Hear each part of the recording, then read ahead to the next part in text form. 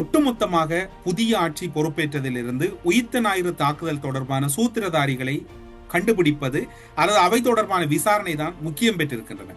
அந்த காலப்பகுதியில் நாடாளுமன்ற உறுப்பினர் முஜிபுர் ரஹ்மான் அவர்கள் நாடாளுமன்றத்திலே நேற்றைய தினம் உரையாற்றுகின்ற போது ஒரு முக்கியமான தகவலை அல்லது முக்கியமான விடயத்தை அவர் தொடர்ச்சியாக வலியுறுத்தி கொண்டிருக்கின்றார். அவர் நேற்று மட்டுமல்ல, தொடர்ச்சியாக இந்த சந்தேகத்தை வெளியிட்டுக் கொண்டிருக்கின்றார்.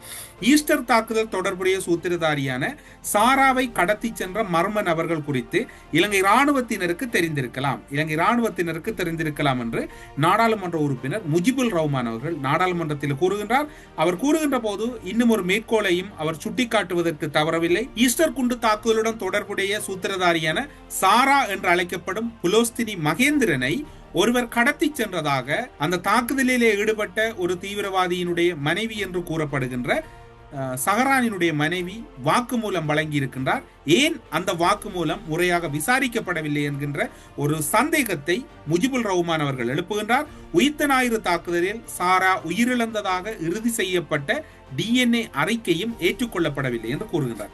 டிஎன்ஏ அறிக்கையும் ஏற்றுக்கொள்ளப்படவில்லை என்று முஜிபுர் ரஹ்மான் கூறுகின்றார்.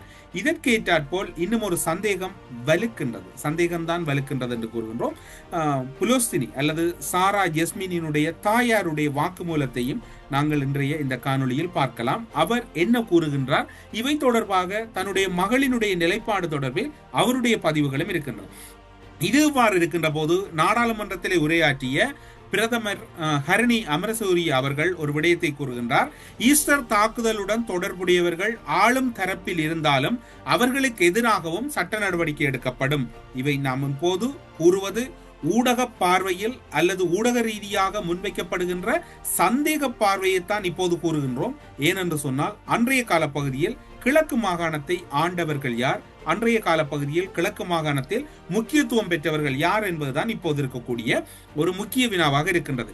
ஈஸ்டர் தாக்குதல் நடத்தப்பட்ட போது கிழக்கு மாகாணத்தின் இராணுவ தளபதியாக இருந்தவர் major general KP Aruna Jayasekara. இந்த ஜெயசேகர தான் இப்போது பிரதி பாதுகாப்பு அமைச்சராகவும் இருக்கின்றார். இந்த ஜெயசேகர அன்றைய காலப்பகுதி இந்த ஈஸ்டர் குண்டு தாக்குதல் இடம்பெற்ற போது அந்த கிழக்கு மாகாணத்தினுடைய உயர் பொறுப்பில் இருந்தவர் தான் இப்போது பிரதி பாதுகாப்பு அமைச்சராக இருக்கின்றார்.